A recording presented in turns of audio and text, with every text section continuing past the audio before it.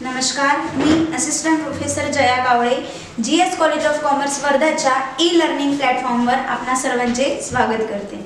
आजचा आपला लेक्चर आहे बीकॉम फायनल इयर मराठी मीडियमसाठी फायनान्शियल अकाउंटिंग। स्टुडंट्स, आपण युनिट नंबर 3 ला सुरुवात केलेली आहे कॉस्ट अकाउंटिंगच्या, ज्याचं नाव होतं प्रोसेस अकाउंटिंग। प्रोसेस अकाउंटिंगचे 2 व्हिडिओज आपले झालेले आहेत, ज्यामध्ये मी तुम्हाला बेसिक इन्फॉर्मेशन सांगितली आहे की प्रोसेस अकाउंटिंग आपल्याला कशासाठी करणं आवश्यक आहे किंवा प्रोसेस अकाउंटिंगमध्ये नेमकं काय केलं जाते, आणि तुम्हाला जे सोल्युशनमध्ये आपण प्रोसेस अकाउंट तयार करणार आहोत त्याचा एक बेसिक जो स्ट्रक्चर आहे, फॉर्मॅट आहे, तो सुद्धा मी तुम्हाला सांगितलेला आहे की आपण प्रोसेस अकाउंट तयार करताना आपण प्रोसेस अकाउंट नेमकं कशा पद्धतीने तयार करायला पाहिजे किंवा प्रोसेस अकाउंटमध्ये कोणत्या बाजूला काय लिहायला पाहिजे हे मी तुम्हाला सांगितलेलं आहे।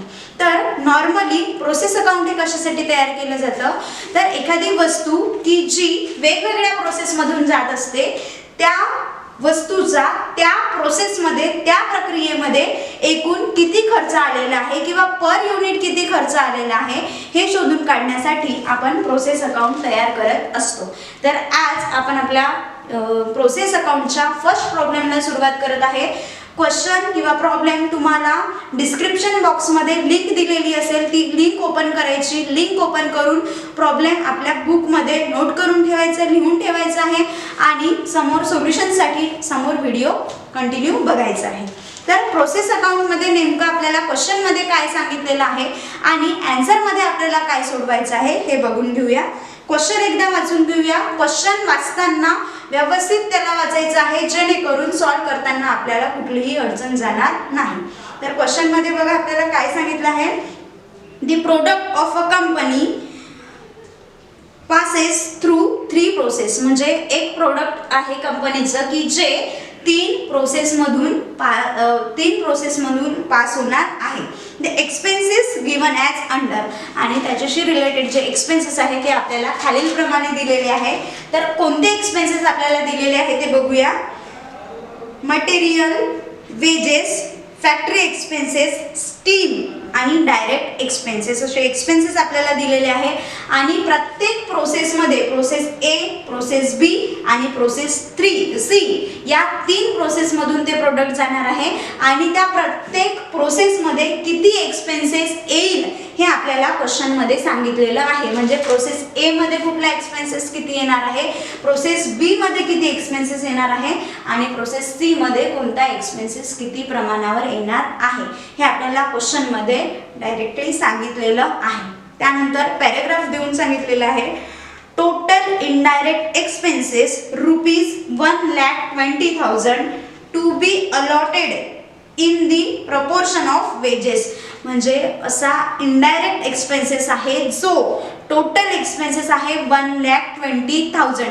आता जे वरील एक्सपेन्सेस आपल्याला डायरेक्टली बायफर्केट करून दिलेले होते प्रोसेस ए, प्रोसेस बी आणि प्रोसेस सी मध्ये, परंतु हा जो एक्सपेन्सेस आहे इनडायरेक्ट एक्सपेन्सेस हा आपल्याला टोटल एक्सपेन्सेस सांगितलेला आहे, तो आपल्याला तिन्ही प्रोसेसचा बायफर्केट करायचा आहे, वेगवेगळा करायचा आहे। तर तो आपण कोणत्या प्रपोर्शन मध्ये वेगवेगळा करायचा, तर यासाठी आपल्याला प्रपोर्शन दिलेला आहे to be allotted in the proportion of wages, म्हणजे वेजेसचं जे प्रपोर्शन असेल त्या प्रपोर्शन मध्ये आपल्याला इनडायरेक्ट एक्सपेन्सेस वेगवेगळा करायचा आहे।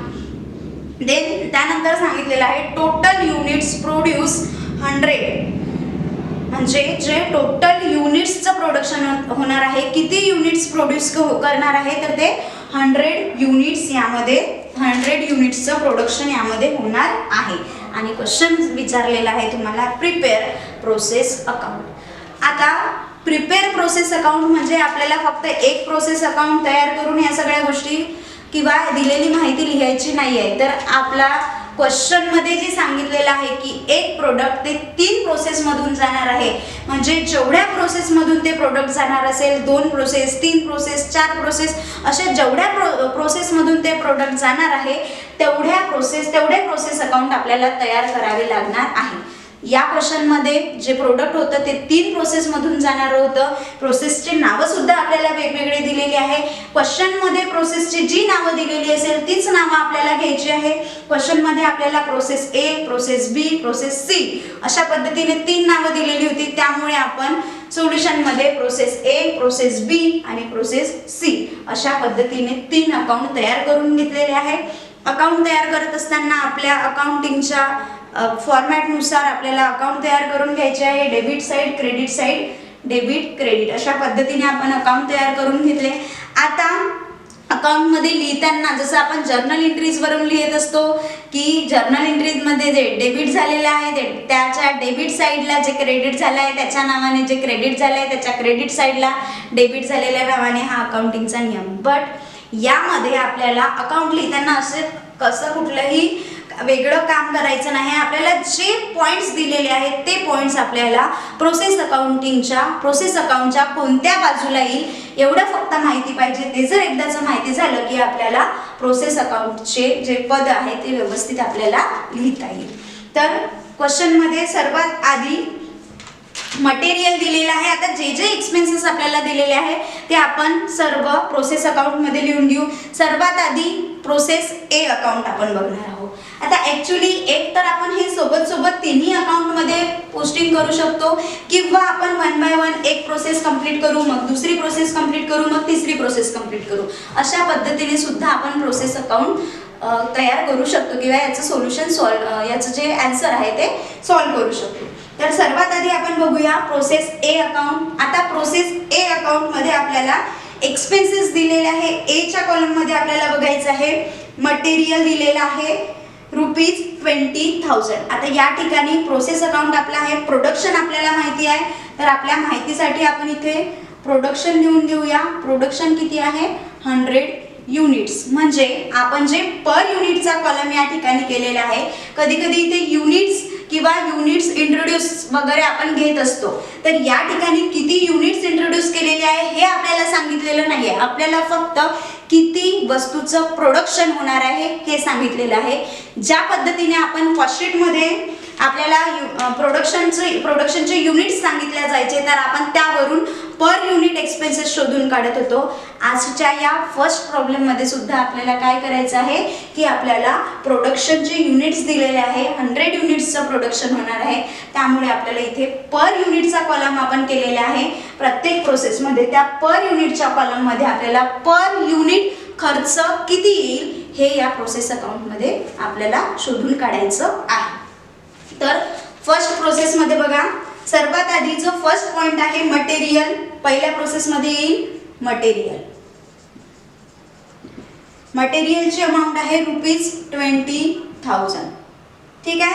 देन बी प्रोसेस मधलं सुद्धा मटेरियल आपण लिहू शकतो. बट बी प्रोसेसमध्ये मटेरियल लिहिताना किंवा कुठलीही दिलेली पदे लिहिताना आपल्याला थोडी जागा सोडायची आहे.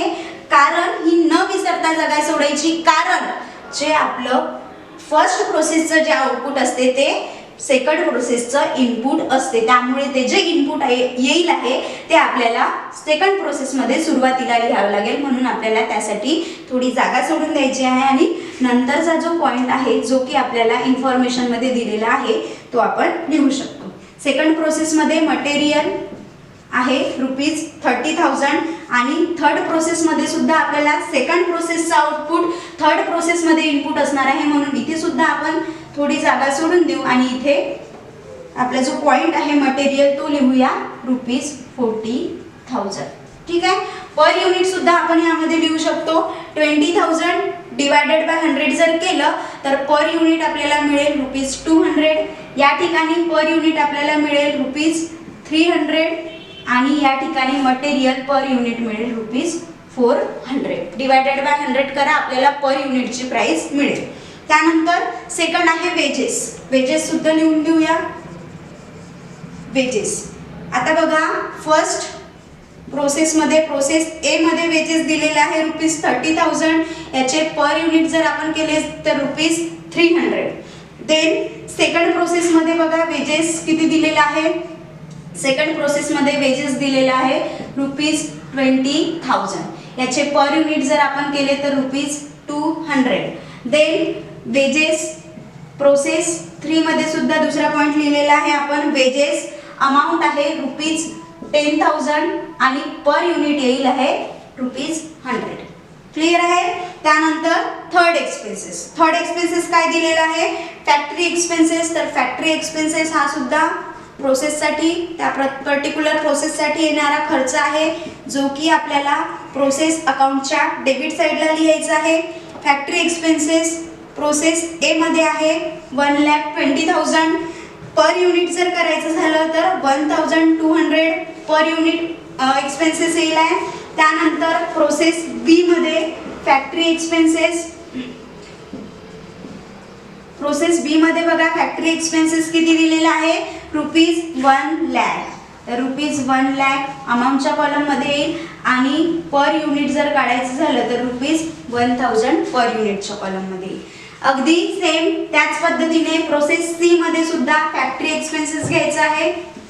फॅक्टरी एक्सपेन्सेस किती आहे बघा, प्रोसेस सी मध्ये फॅक्टरी एक्सपेन्सेस दिलेला आहे ₹1,50,000. 1,50,000 डिवायडेड बाय 100 जर केलं तर 1,500 आपल्याला पर युनिट फॅक्टरी एक्सपेन्सेस मिळेल. कळत आहे. देन नेक्स्ट आहे स्टीम. हा सुद्धा एक्सपेन्सेस प्रोसेस अकाउंटिंगच्या प्रोसेस अकाउंटच्या डेबिट साईडला येणार आहे. स्टीम एक्सपेन्सेस दिलेला आहे प्रोसेस ए साठी ₹10,000 आणि पर युनिट येईल आहे ₹100. देन प्रोसेस बी मध्ये सुद्धा स्टीम एक्सपेन्सेस दिलेला आहे ₹20,000 per unit ₹200. Then process C मध्ये सुद्धा स्टीम ऍक्च्युअल एक्सपेन्सेस आहे ₹10,000 आणि डिवायडेड बाय 100 जर केलं तर ₹100 पर युनिट एक्सपेन्सेस येईल आहे. त्यानंतर लास्ट एक्सपेन्सेस त्यामध्ये दिलेला आहे. लास्ट म्हणजे दिलेल्या माहितीनुसार जो आहे तो डायरेक्ट एक्सपेन्सेस.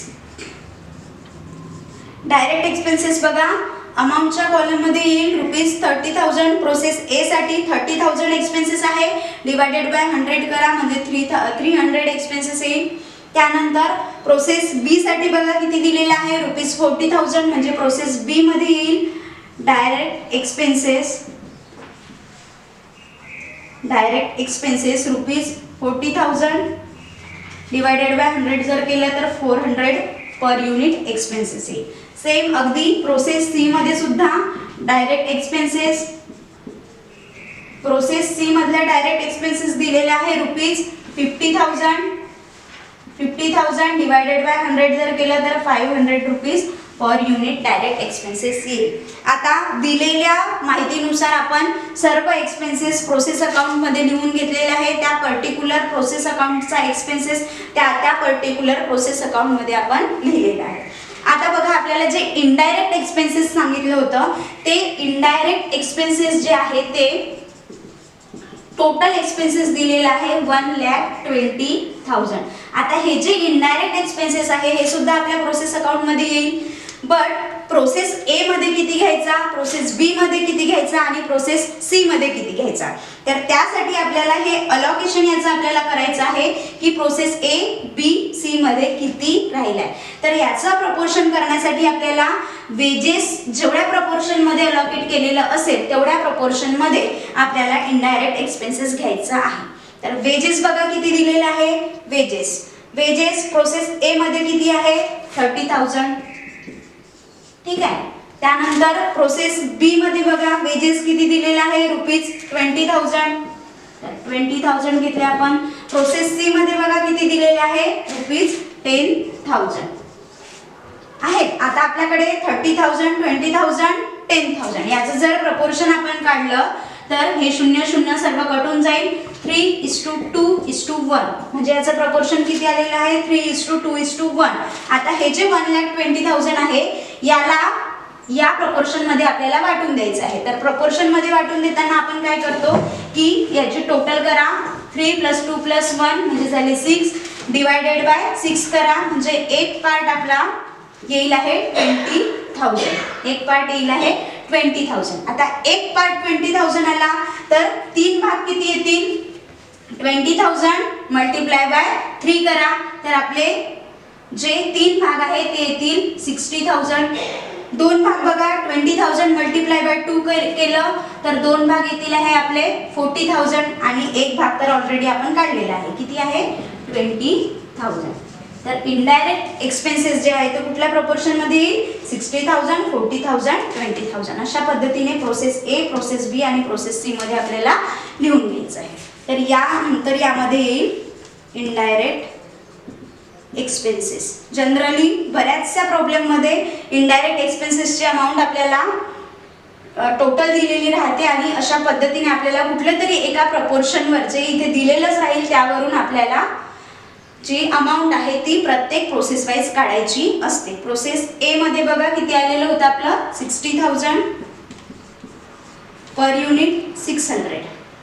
प्रोसेस बी मध्ये इनडायरेक्ट एक्सपेन्सेस किती आलेलं होतं? 40,000 per unit 400. Then process C मध्ये सुद्धा इनडायरेक्ट एक्सपेन्सेस टोटल 20,000 आलेलं होतं. 20,000 पर युनिट 200. अशा पद्धतीने आपण इनडायरेक्ट एक्सपेन्सेस सुद्धा घेतलेलं आहे. आता काय करायचं आहे आपल्याला? जे क्वेश्चन मध्ये दिलेली माहिती होती त्या क्वेश्चन मध्ये दिलेल्या माहितीवरून आपण सगळे एक्सपेन्सेस त्या पर्टिक्युलर प्रोसेस मध्ये लिहून घेतलेले आहे. आता वन बाय वन आपण एका प्रोसेसचं बॅलन्सिंग करू, नंतर दुसऱ्या प्रोसेसचं, नंतर तिसऱ्या प्रोसेसचं. आता पहिलं प्रोसेस अकाउंटचं बॅलन्सिंग आपल्याला करायचं आहे. बॅलन्सिंग करताना आपण नावे बाजूची बेरीज, जमा बाजूची बेरीज म्हणजे डेबिट साईडची टोटल करत असतो, देन क्रेडिट साईडची टोटल करत असतो आणि बॅलन्सिंग वगैरे बघून घेत असतो. आता या ठिकाणी आपल्याला जे बॅलन्स येणार आहे ते कुठे ट्रान्सफर करायचं आहे, काय करायचं हे डायरेक्टली सांगितलेलं नाही आहे. जर क्वेश्चन मध्ये पर्टिक्युलर सांगितलेलं असेल की एवढा भाग हा नेक्स्ट प्रोसेसला करायचा आहे किंवा गोडाऊनला करायचा आहे, प्रोसेस बी चं सुद्धा सांगितलेलं असेल की नेक्स्ट प्रोसेसला करायचं की गोडाऊनला करायचं, हे क्लिअरली सांगितलेलं नसल्यामुळे आपल्याला असं समजायचं आहे की एका प्रोसेसमध्ये निघालेला आउटपुट हा दुसऱ्या प्रोसेसचा इनपुट असतो. त्यामुळे इथलं जे आउटपुट निघेल म्हणजे प्रोसेस ए चं जे आपलं आउटपुट असेल ते प्रोसेस ए चं आउटपुट आपल्याला नेक्स्ट प्रोसेसला ट्रान्सफर करायचं आहे. आता आउटपुट किती आहे हे आपल्याला शोधून काढायचं आहे. आपल्याला नॉर्मल लॉस, ॲबनॉर्मल लॉस काहीही दिलेलं नाहीये. बेसिक प्रॉब्लेम आज आपण हा घेतलेला आहे. त्यामुळे बघा डेबिट साईडची टोटल जर आपण करतो आहे तर आपल्याला टोटल मिळेल 2,700 पर युनिट. पर युनिटच्या कॉलमची मिळेल 2,700 आणि याची जर आपण बेरीज करतो आहे तर आपल्याला बेरीज मिळेल 2,70,000. 2,70,000. आता हे जे टोटल आहे 2,70,000 हे आपल्याला जे प्रोडक्शन आलेलं आहे, एक्सपेन्सेस आलेला आहे तो आपल्याला सेकंड प्रोसेसला ट्रान्सफर करायचा आहे. तर यामध्ये आपण क्रेडिट साईडला बाय प्रोडक्शन ब्रॅकेटमध्ये याला लिहायचं आहे ट्रान्सफर टू नेक्स्ट प्रोसेस म्हणू शकतो किंवा आता या ठिकाणी आपल्याला नेक्स्ट प्रोसेसचं नाव माहिती आहे, नेक्स्ट प्रोसेस अकाउंटचं नाव माहिती आहे ज्या अकाउंटला आपण ते ट्रान्सफर करणार आहोत. तर यामध्ये याला आपण लिहू शकतो transfer to process B account किंवा याला ट्रान्सफर टू नेक्स्ट प्रोसेस सुद्धा आपण म्हणू शकतो, परंतु आपण याला लिहित आहोत transfer to process B account. Per unit किती ट्रान्सफर होत आहे एक्सपेन्सेस? 2,700 आणि total expenses 2,70,000. Transfer to next process म्हणजे हा जो आपला पहिला जी प्रोसेस अकाउंट होता तो प्रोसेस अकाउंट या ठिकाणी क्लोज होत आहे. कळलं? बॅलन्सिंग केलं आपण, जे प्रोडक्शन आलेलं आहे ते नेक्स्ट प्रोसेसला ट्रान्सफर केलं. आता हे जे बॅलन्स आहे ते नेक्स्ट प्रोसेसला ट्रान्सफर केलं म्हणजे नेक्स्ट प्रोसेसमध्ये ते डेबिट साईडला येईल. तर नेक्स्ट प्रोसेसमध्ये डेबिट साईडला लिहिताना आपण याला प्रोडक्शन ट्रान्सफर फ्रॉम लिहायचं आहे. इथे आपण इथे ट्रान्सफर टू लिहिलं, ट्रान्सफर केलं, इथे झालं म्हणजे आलेलं आहे. म्हणजे आपल्याला याला काय लिहावं लागेल? Transfer from process A account. Transfer from process A account per unit 2700 आणि टोटल 2,70,000 एवढा एक्सपेन्सेस आपला आलेला आहे. आता ज्या पद्धतीने आपण प्रोसेस ए चं बॅलन्सिंग केलेलं होतं, सॉरी इथे टोटल लिहून घेऊया 2700 2,70,000. आता प्रोसेस बी चं सुद्धा त्याच पद्धतीने आपल्याला बॅलन्सिंग करायचं आहे. डेबिट साईडची टोटल आपण करून घेऊया, देन त्यानंतर क्रेडिट साईडची टोटल आपण करूया. क्रेडिट साईडला काहीच नाही आहे.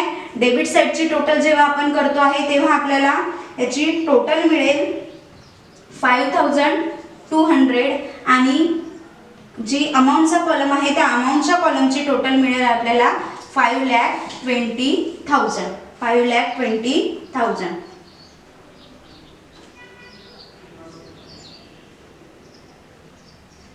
5,20,000. ठीक आहे. आता हे जे प्रोडक्शन प्रोसेस बी मध्ये झालेलं आहे हे प्रोडक्शन आपल्याला प्रोसेस सी ला ट्रान्सफर करायचं आहे. तर इथे सुद्धा आपण क्रेडिट साइडला बाय प्रोडक्शन याला ब्रॅकेट मध्ये लिहूया transfer to process C. Transfer to process C. आता ट्रान्सफर टू प्रोसेस सी किती जाईल आहे पर युनिट 5,200 आणि टोटल 5,20,000. तो टोटल होऊन जाईल, तर टोटल होऊन जाईल याची 5,200 प्लस 5,20,000. देन अशा पद्धतीने हे जे आहे सेकंड प्रोसेस अकाउंट आपलं क्लोज होऊन जाईल. आता हे जे प्रोडक्शन आहे जे आपल्याला प्रोसेस सी अकाउंटला ट्रान्सफर करायचं आहे. जेव्हा हे प्रोडक्शन प्रोसेस सी अकाउंटला ट्रान्सफर होईल तेव्हा प्रोसेस सी अकाउंटच्या डेबिट साइडला येईल आहे टू प्रोडक्शन. आता या ठिकाणी जसं आपण इथे ट्रान्सफर फ्रॉम ए अकाउंट लिहिलं अगदी त्याच पद्धतीने आपल्याला इथे ट्रान्सफर फ्रॉम बी अकाउंट लिहायचं आहे. Transfer from process B account. Transfer from process B account किती आहे टोटल एक्सपेन्सेस 5,200 आणि 5,20,000. सर्व एक्सपेन्सेस आपण लिहून घेतलेले आहे. आता प्रोसेस सी अकाउंटचं बॅलन्सिंग आपल्याला इथे करायचं आहे. प्रोसेस सी अकाउंटिंगचं बॅलन्सिंग जेव्हा आपण करतो तेव्हा सेम ज्या पद्धतीने आपण प्रोसेस ए अकाउंट आणि प्रोसेस बी अकाउंट क्लोज केलेला आहे त्याच पद्धतीने आपल्याला प्रोसेस सी अकाउंट सुद्धा क्लोज करायचं आहे. यामध्ये सुद्धा आपण डेबिट साइडची टोटल करून घेऊया. डेबिट साइडची टोटल जेव्हा आपण करतो आहे तेव्हा आपल्याला टोटल